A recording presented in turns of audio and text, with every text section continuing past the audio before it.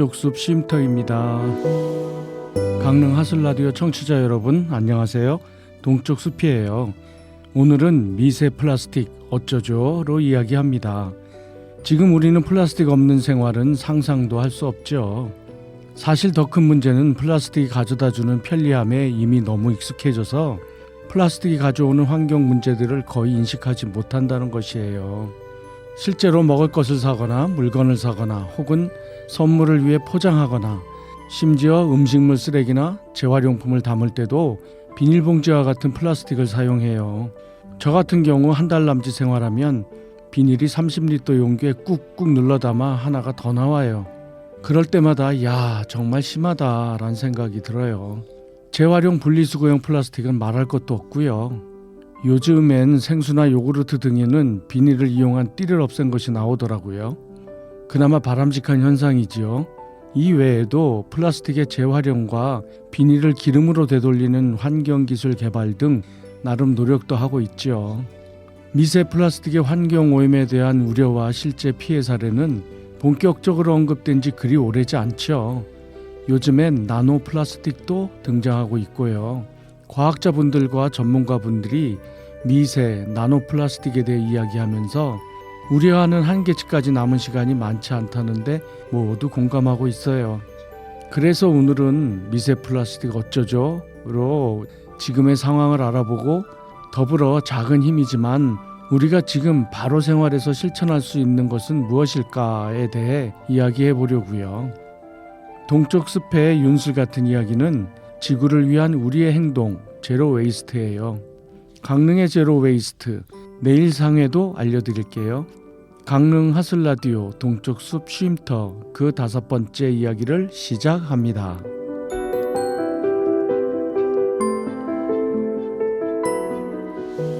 플라스틱이란 말의 뜻은 무엇일까요?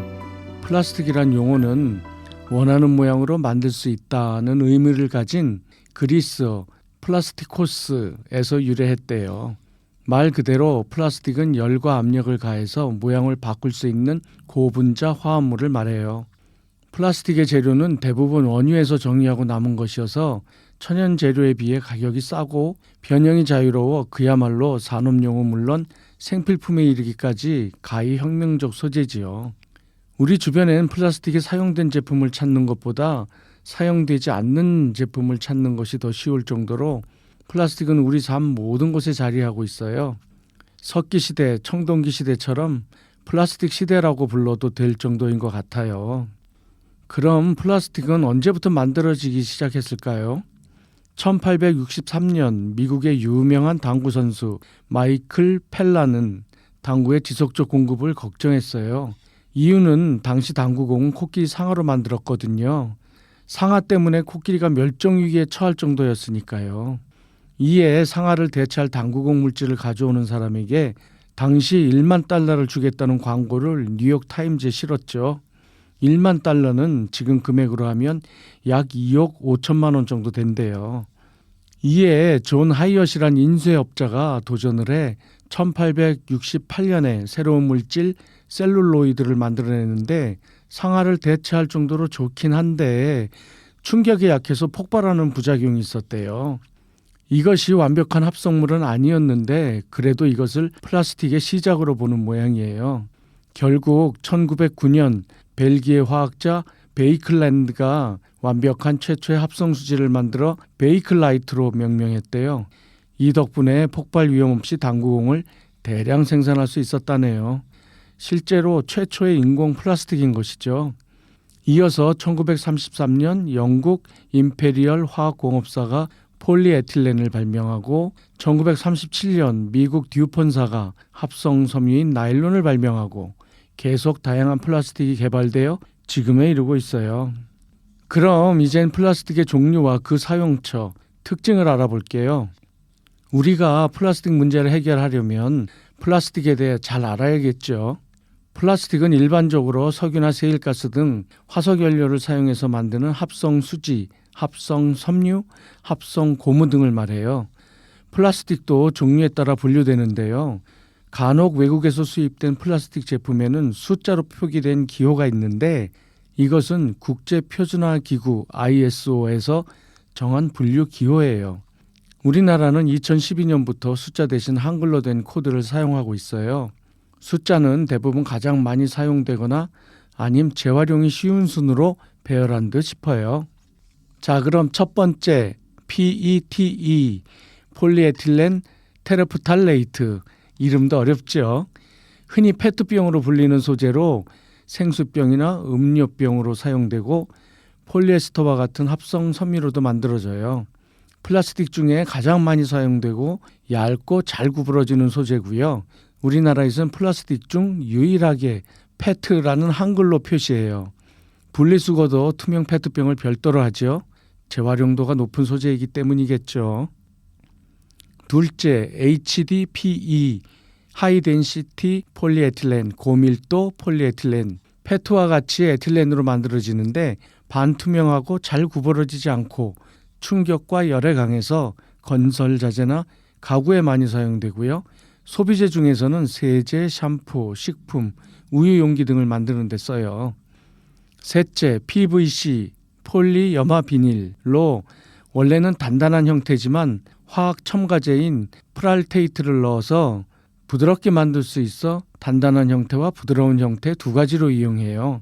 단단한 것은 수도관, 하수관, 창문틀, 건축자재로 쓰이고 부드러운 것은 장난감, 샌들, 가방, 우비, 인조가죽, 비닐장판 등등으로 쓰여요. 식당이나 마트에서 사용하는 식품 포장용 랩도 이것으로 만든대요. 이 재질은 열에 약해서 열이 가해지면 환경 호르몬이 방출될 위험이 있으니 랩 씌운 상태로 뜨거운 음식을 흔들면 절대로 안 됩니다. 넷째, LDPE 저밀도 폴리에틸렌. 밀도 차이로 고밀도와 구분되는데 절연성이 좋고 투명도가 높아서 부드러운 재질의 밀폐 용기나 튜브 용기, 지퍼백, 가정용 식품 랩, 일회용 장갑 등을 만들어요. 주스나 우유 종이팩의 내 외부 코팅 재료로도 쓰고 우리가 많이 쓰는 일회용 비닐봉지의 소재예요. 다섯째, PP 폴리프로필렌으로 단단하고 열에 강하고 내화학성도 강해요. 탄력성도 있고요. 안전도가 우수한 플라스틱으로 여겨져서 의료용품에 많이 쓰이고요. 전자레인지용 용기, 일회용 컵, 식품 용기, 보관함, 일회용 기저귀, 포장상자 테이프, 이불솜, 쌀 포대로도 쓰여요. 여섯째, PS 폴리스틸렌으로 열과 충격에 약하지만 가격이 저렴하고 성형성이 좋아요. 단단한 형태와 폼 형태가 있는데 단단한 것은 일회용 면도기, 일회용 그릇, 조립식 장난감, 식품 용기로도 쓰여요. 폼 형태는 그 유명한 스티로폼이에요. 이 폴리스틸렌은 고온에서 여러 가지 환경 호르몬을 발생시켜서 많은 나라에서 식품 용기의 사용이 금지되어 있어요. 그런데 우리나라에서는 관련 규정이 없어서 여전히 다양한 용도로 우유나 요구르트 용기로도 사용되고 있어요. 혹시 일회용 커피컵 사용하실 때 뚜껑에 PS 표시가 되어 있으면 뚜껑은 제거하고 드세요. 일회용 플라스틱 컵이면 뜨거운 것을 드실 땐 꼭 확인하세요. 일곱째, 기타. 폴리카보네이트인 PC, 아크릴, 나일론 등은 기타로 분류되어 여러 가지 종류의 플라스틱으로 만들어진 복합 용기도 기타로 분류되고요. 예를 들면 전자레인지용 즉석밥 용기예요. 이것은 두 장의 얇은 PP 사이에 고차단성 필름을 넣어서 만들기 때문에 재활용되지 않고 매립되거나 소각된대요. 요즘엔 처리 기술이 발전해서 재활용도 일부 된다 하네요. 기타 분류에 속하는 것은 몸에 좋지 않은 플라스틱이 많은데 폴리카보네이트는 특히 BPA를 만들어 호르몬에 영향을 주기도 해요. 환경 보호를 위해 세계에서 기호만으로 표기하는 것을 보완하기 위한 표식을 더하고 있어요. 우리나라에도 2020년 2월 24일 포장재 재질 구조 등급 기준을 고시했어요. 이젠 기호에 덧붙여 재활용, 최우수, 우수, 보통, 어려움 표시를 보실 수 있으실 거예요. 이렇게 플라스틱 종류를 알아봤는데 이제부턴 플라스틱 제품을 사용할 땐 꼭 표식을 확인해서 환경에 덜 해롭고 재활용이 쉽고 가능한 소재를 선택적으로 소비하는 것이 소비자가 할 수 있는 자연보호를 위한 권리이자 의무인 듯 싶네요. 이제 미세 플라스틱에 대해 알아볼까요? 무엇을 미세 플라스틱이라고 할까요? 미세 플라스틱은 2008년 5mm보다 작은 플라스틱을 말한다라고 정했대요. 기준점이 있어야 하기 때문에 정한 것이죠. 기술이 발전하면서 과학자들이 더 작은 입자를 추적할 수 있게 되면서 플라스틱 한 개가 1마이크로미터, 즉 1m의 100만 분의 1보다 작아지면 나노 플라스틱이라고 해요. 크기가 엄청 작기 때문에 측정하기도 쉽지 않아서 이에 대한 연구도 이제 막 시작하는 단계라고 하네요. 그러면 미세 플라스틱이 지구 환경에 어떤 영향을 미치기에 인류에게 큰 재앙으로 다가오는 것일까요? 먼저 지금까지 생산된 플라스틱에 대해 알아볼게요. 플라스틱은 2차 세계대전이 끝난 후인 1950년대부터 본격적으로 사용되기 시작해서 1950년에 150만 톤에 불과했던 생산량이 2019년엔 3억 7천만 톤으로 무려 250배가 늘었어요. 문제는 지금까지 버려진 플라스틱인 거죠. 관련 논문에 의하면 지금까지 생산된 83억 톤 플라스틱 가운데 더 이상 사용되지 않는 플라스틱이 63억 톤이래요. 이 중 재활용된 플라스틱은 고작 9%, 나머지 91% 폐기물 가운데 12%는 소각됐고 79%가 땅에 매립되거나 자연 속에 버려진 것이죠. 이 50억 톤의 플라스틱 폐기물이 지구 환경에 그대로 노출된 것이고, 이런 추세면 2050년에는 자연에 남겨진 폐기물이 120억 톤이 될 거래요. 어느 정도인지 감이 잘 안 오시죠? 한국 최고층 빌딩인 롯데월드타워의 무게가 75만 톤이니 이것이 1만 6천 개가 있는 양이에요. 게다가 플라스틱은 가벼우니 그 부피를 생각하면 어마어마하지요. 바닷속으로 흘러들어가는 플라스틱은 800만 톤에 이른대요. 15톤 덤프트럭에 플라스틱 폐기물을 가득 담아서 1분에 한 대꼴로 바다에 버리는 셈이에요. 이에 따라 해양동물의 피해가 그대로 드러나는데요. 대표적 예를 들어볼게요.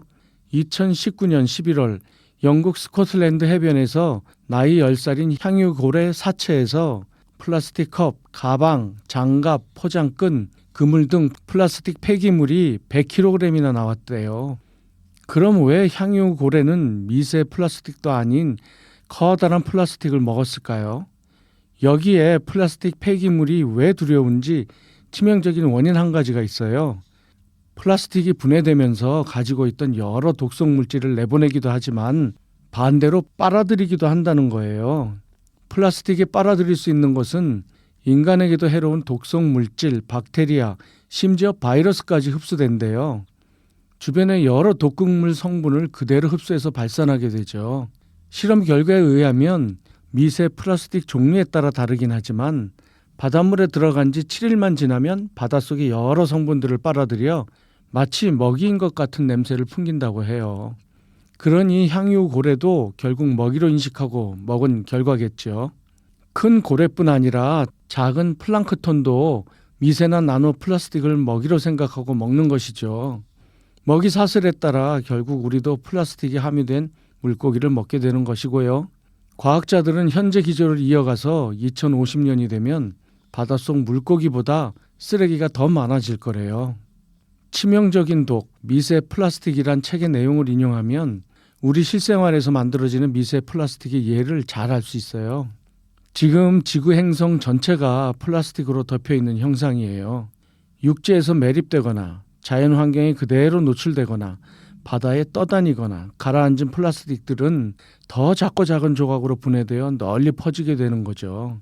부드러운 플라스틱 섬유로 만들어진 폴리에스테르 혹은 나일론 옷을 세탁할 때마다 수만 개의 실이 빠져나와 폐수 처리 시설로 들어가고, 이들은 바다로 흘러들어가거나 슬러지 속으로 들어가게 되고 결국 이 슬러지는 농작물에 사용하는 비료가 된대요. 또 운전할 때마다 타이어에서 빠져나온 합성 고무 덩어리들이 날아다녀요. 매년 미국에서만 136만 톤의 합성 고무가 대기 중으로 뿜어나와요. 타이어에 마모된 트레드가 그것이죠. 이것으로 만들어진 미세 플라스틱이 땅, 강, 호수, 바닷속, 공기 중에 떠다니거나 쌓이게 되는 거죠. 그 결과 플라스틱 입자는 과학자들이 관찰하는 지구 모든 곳에서 발견된대요. 우리 주변 실생활에서 마주하게 되는 미세 플라스틱을 살펴볼게요. 합성 섬유로 만들어진 카펫, 단단한 목재 바닥은 폴리머 밀폐제로 덮여 있고 비닐봉투와 플라스틱 병을 열면 작은 플라스틱 부스러기가 방출되고요.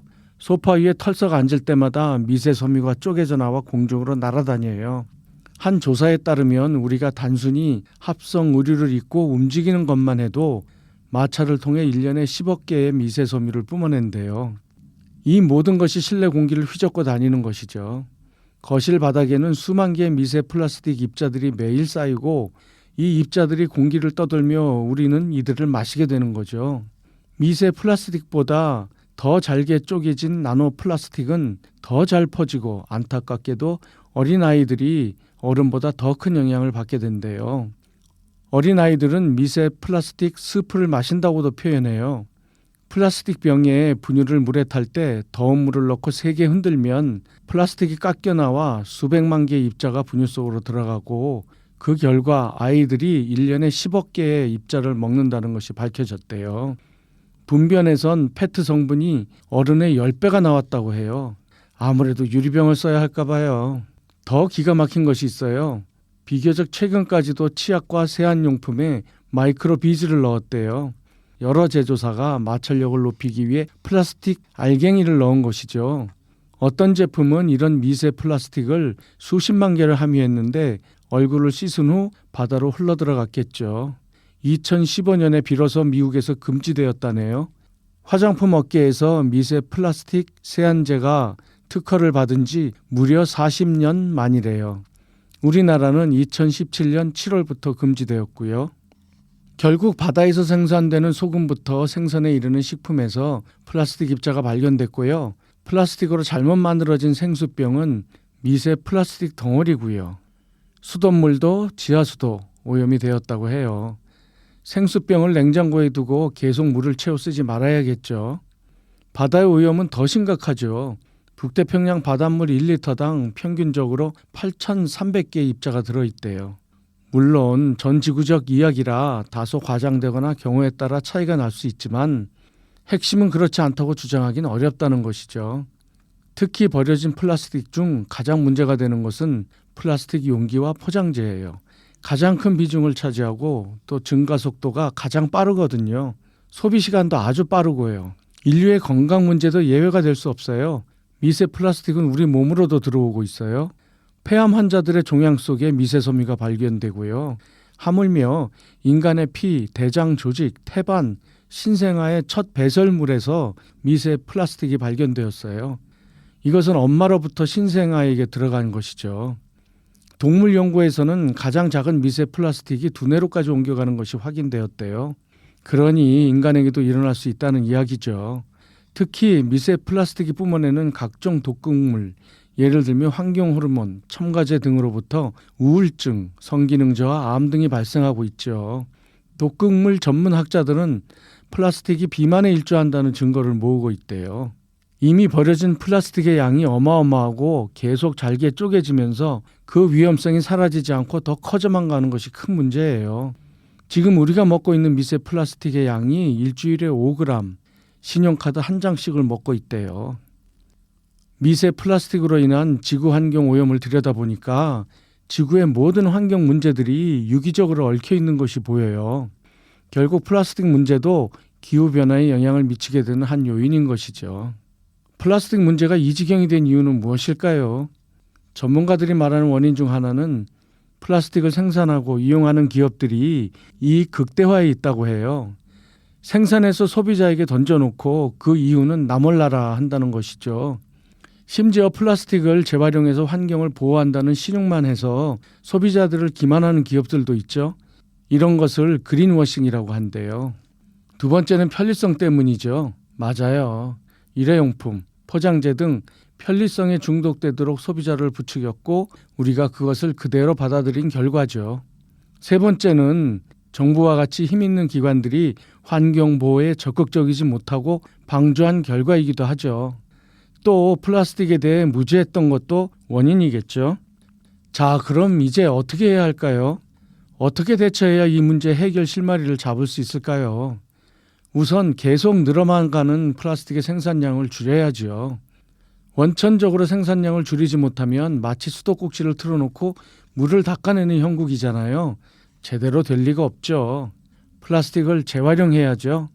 최근엔 정유회사들이 비닐을 이용한 열분해 기술로 액체 상태의 오일로 되돌려 획기적 폐기물 재활용을 하고 있어요. 페트로 만든 재활용 섬유로 옷도 만들고요. 여러 방면에서 재활용 범위를 넓히는 노력을 하고 있네요. 플라스틱을 대체할 신소재를 개발하는 방법이 있죠.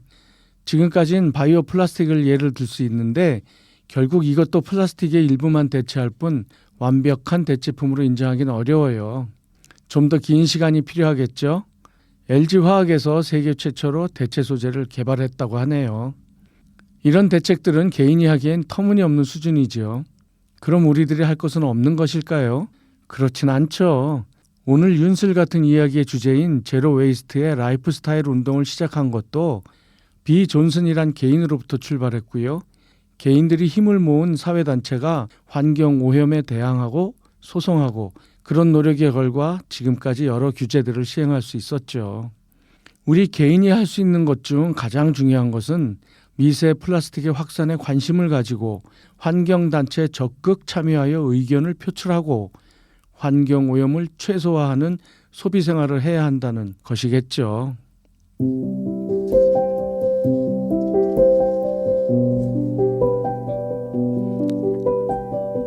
동쪽 숲의 윤슬 같은 이야기.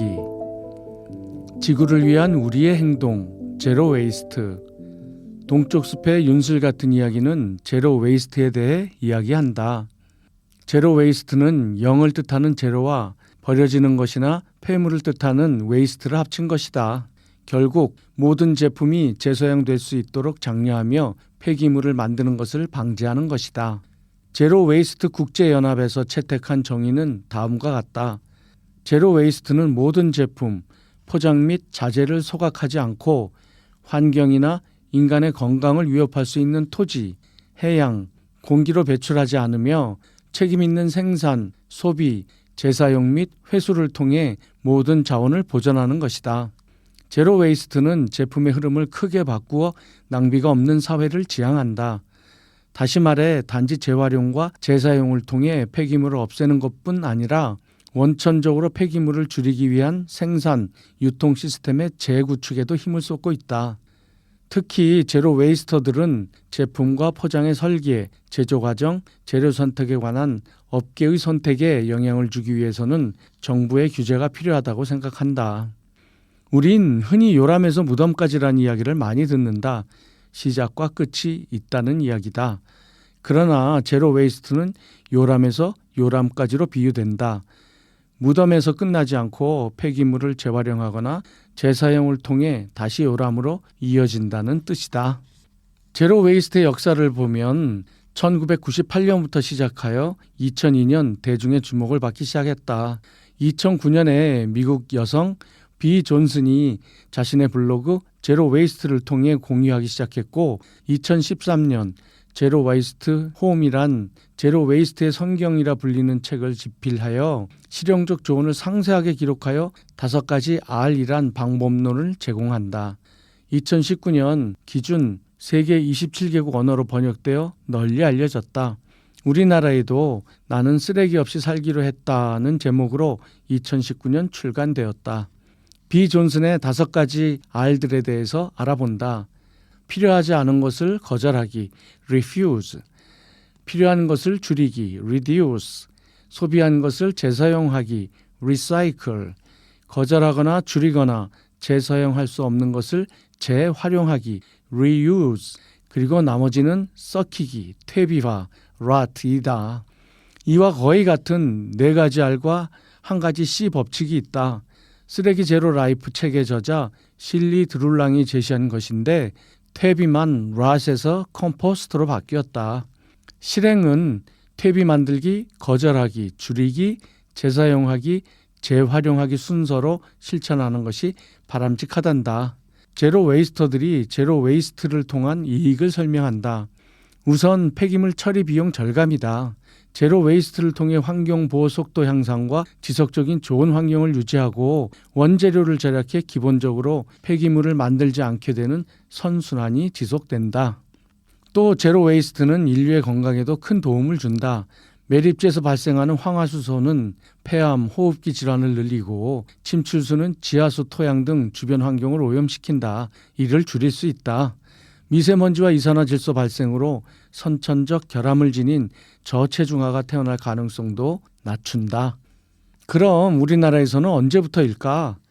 우리나라에 대한 제로 웨이스트는 흔정님이 2022년 제로 웨이스트 문화 어디까지 왔는지 궁금하다면 이란 제목으로 올린 글을 옮겨왔다. 2016년 성수동에 국내 최초의 제로 웨이스트 샵인 더 피커가 문을 열며 처음 소개됐다. 2019년 연희동에 제로 웨이스트 숍과 카페를 겸하는 보틀 팩토리가 오픈했고 한 달에 한 번씩 포장 없이 식재료를 살 수 있는 최후장을 열었다. 전국 제로 웨이스트 숍의 거점이 되며 다양한 환경운동을 이끌고 있는 알맹 상점은 2020년 6월 국내 최초 리필 스테이션으로 문을 열었다. 현재 국내 제로 웨이스트 숍은 약 300여 개로 추정되고 이 위치는 전국 제로 웨이스트 대동여지도를 통해 확인할 수 있단다. 그럼 현재 우리나라 제로 웨이스트에서 실행하는 것은 무엇이 있을까? 첫째, 노 플라스틱 라이프다.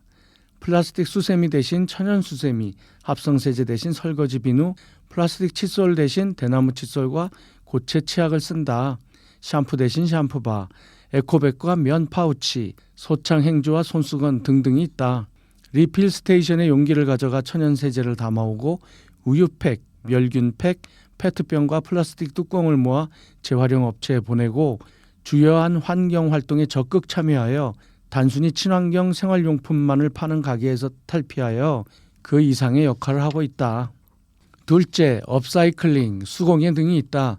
업사이클링은 버려지거나 쓸모없는 소재에 가치를 더하여 새로운 물건으로 탄생시키는 것을 말한다.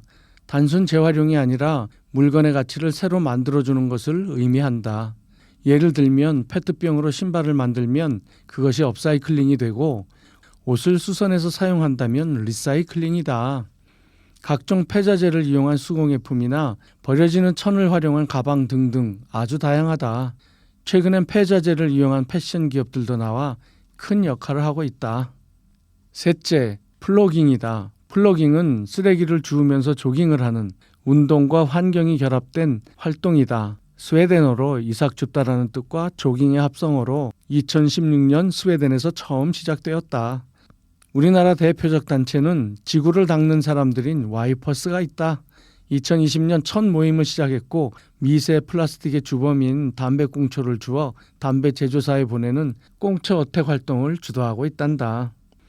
미세 플라스틱, 기후위기, 해양오염, 대기오염 등 온갖 환경 문제를 마주하고 있는 지금 제로 웨이스트는 선택이 아닌 필수인 시대가 되었다. 강릉에도 제로 웨이스트를 실천하고 있는 모임이자 제로 웨이스트 숍이 있다. 포남동 강릉역업 뒤쪽에 위치한 더 나은 내일을 생각하는 내일을 위한 모두의 선택이란 슬로건으로 생태전환마을 내일협동조합인 내일상회이다. 강릉 하슬라디오와는 2022년 축제 때 환경보전에 대해 함께 이야기를 나눈 인연이 있다. 동영상이 유튜브에 올라 있다.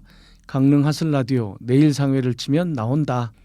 숍의 오픈 날과 시간은 수, 목, 금 14시부터 17시까지다. 다만 방문 시에는 사전에 오픈하는지 반드시 확인 후 방문하기를 권한다.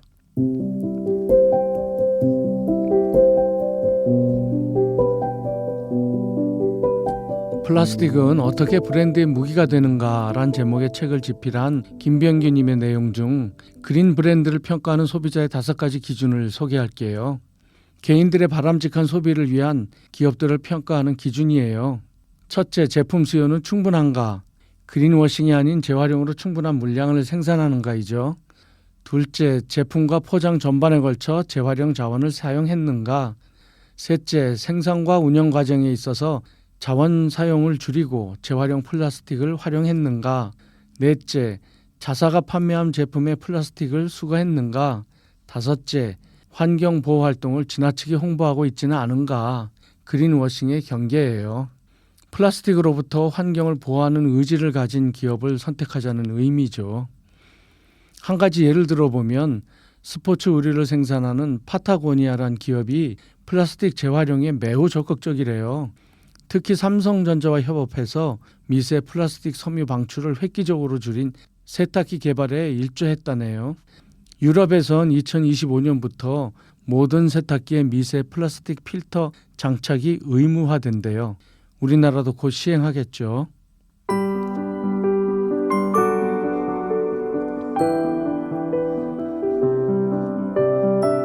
오늘은 미세 플라스틱에 대해 이야기했어요. 너무 많은 정보를 담다 보니 내용이 많이 길어졌죠. 공부를 하다 보니 이거 정말 큰일이네 싶더라고요.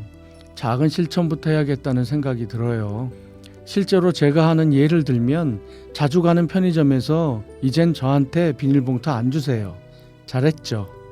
앞으로는 중앙시장에 순대 사러 갈 때면 밀폐 용기 가져갈 거예요. 그럼 스티로폼 용기와 랩 그리고 검은 비닐봉투까지 폐기물을 만들지 않을 수 있어요. 좋은 생각이죠. 그리고 지난 17일 그린피스 캠페인으로부터 지구러 레터란 메일을 받았어요. 지난 13일부터 국제 플라스틱 협약의 세 번째 협상이 다시 시작되었대요. 그린피스에서 세계 유명인 배우, 과학자, 운동선수들의 도움으로 플라스틱 시대 종식을 촉구하는 메시지를 전한대요. 영상을 보시고 주위에 공유해서 관심을 적극 나타내야 되겠죠. 캠페인에 동참하시자고요. 동영상 사이트를 설명란에 붙여놓을게요. 지금까지 강릉 하슬라디오 동쪽숲 쉼터였습니다. 감사합니다.